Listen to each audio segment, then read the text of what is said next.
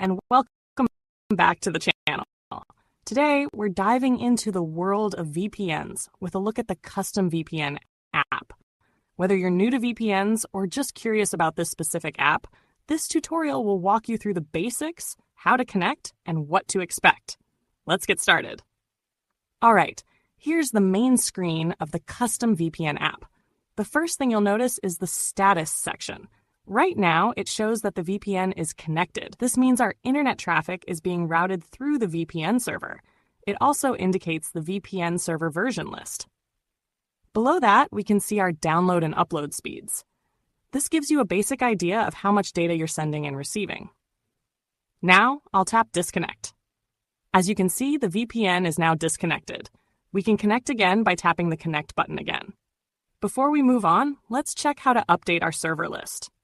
It is recommended to update the server list at all times. This way, we are using the current server versions. Now let's talk about subscriptions. Many VPN apps offer premium features through subscriptions. This screen pops up when you try to access premium features like the server version list. This app says it isn't available for subscribers. So what does a subscription get you? This app states you will have access to custom VPN servers for a month, and it comes with a free trial. Think of it like this. Subscriptions unlock features like a larger selection of server locations, faster speeds, and sometimes more advanced privacy options. Free VPNs often have limitations in this area.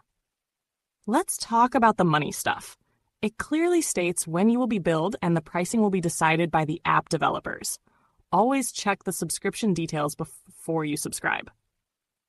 Finally, what about renewing the subscription? The app states that you can manage your subscription from your Google account. If you decide the VPN isn't for you, you can cancel before the free trial ends to avoid being charged. Just go to the Google Play's Subscription Center and make sure your subscription is the way you want it.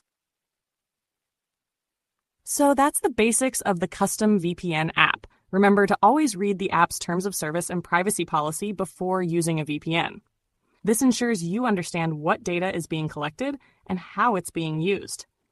VPNs can sometimes slow down your internet speed. Test your speed with and without the VPN to see the difference. Always use a VPN from a provider you trust. Research reviews and privacy policies. VPNs allow you to browse the internet from a different server location. VPNs can be useful for privacy, bypassing geo-restrictions, and protecting your data on public Wi-Fi. I hope this tutorial was helpful. If you have any questions or if you'd like me to cover any